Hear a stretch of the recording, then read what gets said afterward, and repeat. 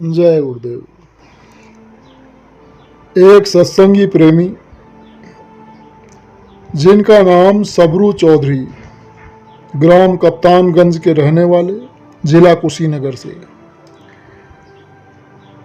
उनके जीवन की एक महत्वपूर्ण घटना उन्होंने प्रेमियों को बतलाई। उनके बच्चे का नाम है सुखदेव चौधरी। तो उन्होंने बतलाया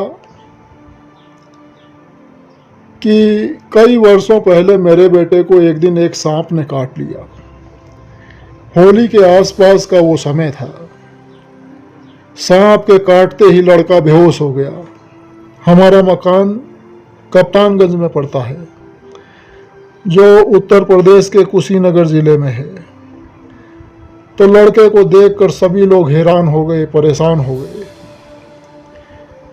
हमारे गांव के पास में ही ओसवालिया भाटिया गांव है, जिसमें आबादी पंडित लोगों की अधिक है, और उस गांव में झाड़ फूंक का काम बहुत होता है।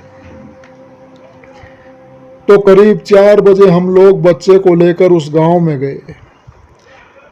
तो वहां पर ओझा लोग सांप के विष को झाड़ते झाड़ते थक गए, लेकिन जहर नहीं उतार पाए।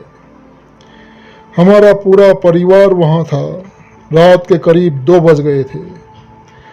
सभी लोग निराश होने लगे और रोना धोना मच गया, और आखिरकार झाड़ फूंक करने वाले ने बच्चे को मृत घोषित कर दिया।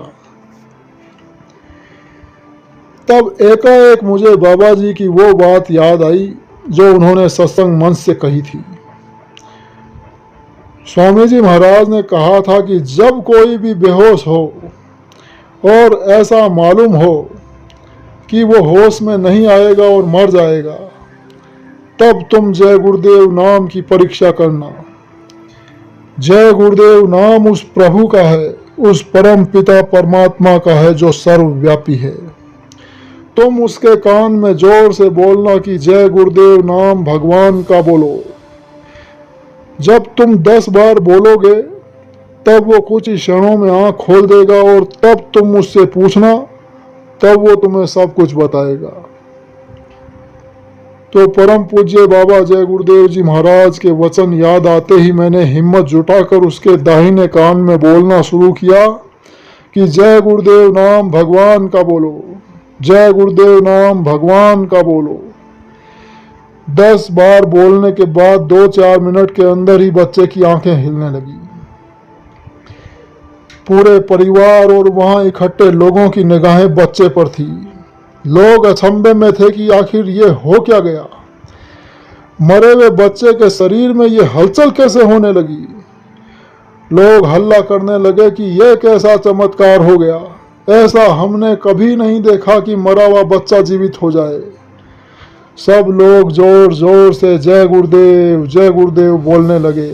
सारा वातावरण जय गुरुदेव नाम की गूंज से गूंज उठा।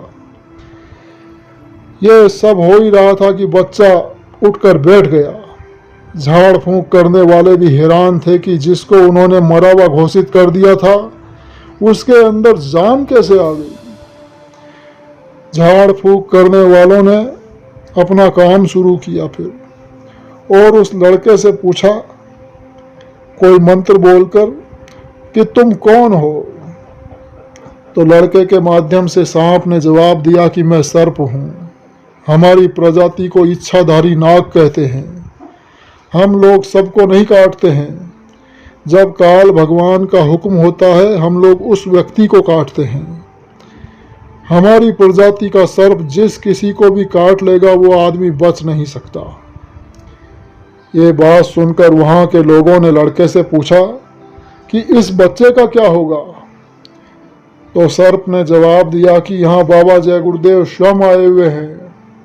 उनके हुक्म को ब्रह्म पार ब्रह्म काल महाकाल भी नहीं टाल सकते हैं। लड़के को कुछ नहीं होगा।